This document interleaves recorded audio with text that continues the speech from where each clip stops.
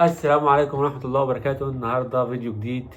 النهاردة أنا جاي أحكي لكم عن حاجات كتير غلط عملتها وأنا مسافر، وأقول لكم على كل حاجة اتعلمتها من الأخطاء دي.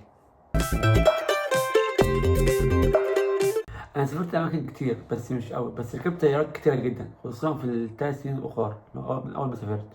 هحكي لكم، بس قبل ما أحكي لكم اتأكد إنك مشترك في القناة. أول غلطة كنت بعملها كنت بملى الشنط هدوم كتيرة جدا وأنا مسافر، وأنا عارف إن في ناس كتير بتتفرج عليا دلوقتي بتعمل نفس الشيء وبتملى الشنط هدوم أو حاجات تانية، وفي الآخر مش بنستخدم الحاجات دي.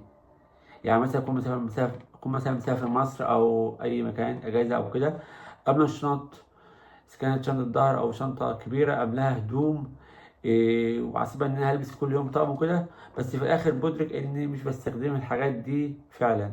ده غير أصلا إنك ممكن تدفع أو تدفعي فلوس كتيرة جدا على الوزن الزيادة اللي معاكوا في الشنط. يعني مرة حصل لي موقف، كنت مسافر من مصر لألمانيا، كنت الشنطة اللي على الظهر كانت زيادة تقريبا 3 كيلو، كان عايزين يدفعوني رقم مبلغ. ساعتها طلعت الهدوم كلها اللي في الشنطة ولبست، لبست كله على بعض، لبست بنطلون، تلات بنطلونين على بعض، تلات تيشيرتات على بعض وجاكيت عليهم. فممكن يدفعوك فلوس كتيرة جدا، يعني ممكن توصل لحق التذكرة أو نص حق التذكرة أو أكتر كمان. أنت أصلا لما بتيجي تحجز تذكرتك، لو أنت بتحجزها أونلاين بيتبعت لك إيميل. الإيميل ده بيبقى فيه كل التفاصيل اللي في الرحلة، الوزن اللي مسموح تاخده، الحاجات مثلا اللي ما ينفعش تاخدها على الطيارة وكده. فأهم حاجة خلي بالك من الوزن المسموح لك في التذكرة. يعني مثلا وكل شركة طيران بتختلف عن غيرها، يعني مثلا وليكن شركة طيران اللي هي مصر طيران مثلا بتبقى مسموح لك وليكن الشنطة الكبيرة 23 كيلو، واللي هي الهاند باج أو اللي بتحط في الكابينة من فوق مثلا وليكن 8 كيلو. فأنت أهم حاجة تخلي بالك من النقطة دي، من الوزن ده. كل شركة بتختلف عن الأخرى. غلطة رقم اتنين وهي إني ما حجزتش وقت كفاية للطيارات في الترانزيت. يعني مثلا لو أنت عندك رايح مكان والترانزيت عندك طيارتين، فلازم الوقت ما بين كل طيارة والتانية لازم يبقى كبير. فأنا ما عملتش كده. فاللي حصل إني كنت رايح السعودية، رايح على مطار جدة، كان عندي ترانزيت فين؟ في تركيا. فكان الوقت اللي بتاع الترانزيت ما بين الطيارة والتانية كان تقريبا ساعة، والطيارة كمان اتأخرت من هنا وهي طالعة من ألمانيا تقريبا 45 دقيقة. ده غير بقى ان مطار اللي هو تركيا اللي هو الكبير اللي هو الجديد ده اللي هو صبيحة كبير جدا. فعلى ما الطيار ركن ونزل واهلا بيكم ومش عارف ايه، اتأخرت يعني كمان يجي نص ساعة. فكل اللي كان عند الطيارة بعدها من مطار تركيا ات... اه كل الطيارات اتأخر، يعني ايه، محدش لحق طيارته. فده خلانا نستنى 5 أو 6 ساعات على ما يحجزوا لنا طيارة تانية، وطبعا على حسابهم لان التأخير كان من عندهم.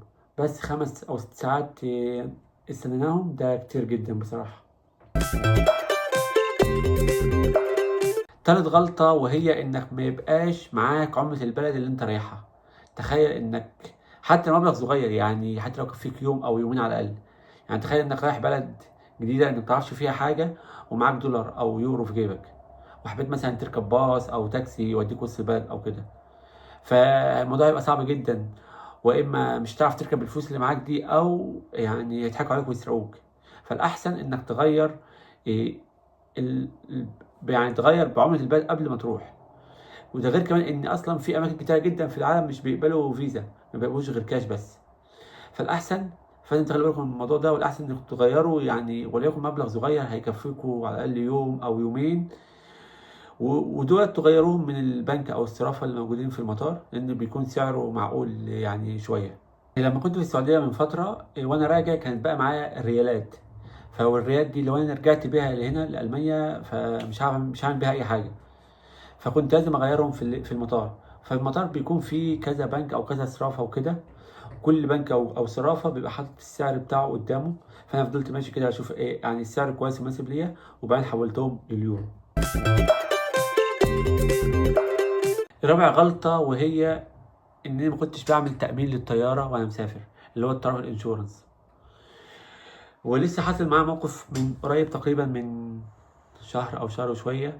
كنت راجع من مصر على ألمانيا، كنت المفروض أرجع يوم 10 تقريبا، بس معرفتش أرجع في يوم 10 ده. وأنا بحجز التذكرة، بحجزها من على سكاي سكانر وكده، بيقول لك إيه، املى البيانات، اسمك ورقم الباسبور وبختار الرحله المناسبه، سعرها المناسب وكده. في اخر حاجه بيقول لك هت هتامن عليها ولا لا. والتامين يعني بالمناسبه بيبقى سعره حاجه بسيطه جدا بالنسبه لسعر الطياره. فانا طبعا لا على طول.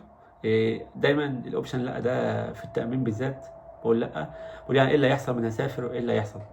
بس المره دي للاسف ما عرفتش اسافر في الميعاد. حصل ظروف وكنت المفروض اجي بدري تقريبا 5 6 ايام.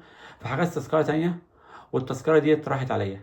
فالتامين ده بيعمل لك ايه؟ مثلا التامين ده بيضمن لك انك لو حصل اي تغيير بالنسبه لك، ما عرفتش، حبيت تلغي الطياره وحبيت تاجلها، حبيت تقدمها، تقدر. وكمان لو حبيت تلغيها تقدر تاخد فلوسك كلها. فخلي بالكوا جدا من النقطه دي. وادفع التامين، محدش عارف ايه اللي هيحصل.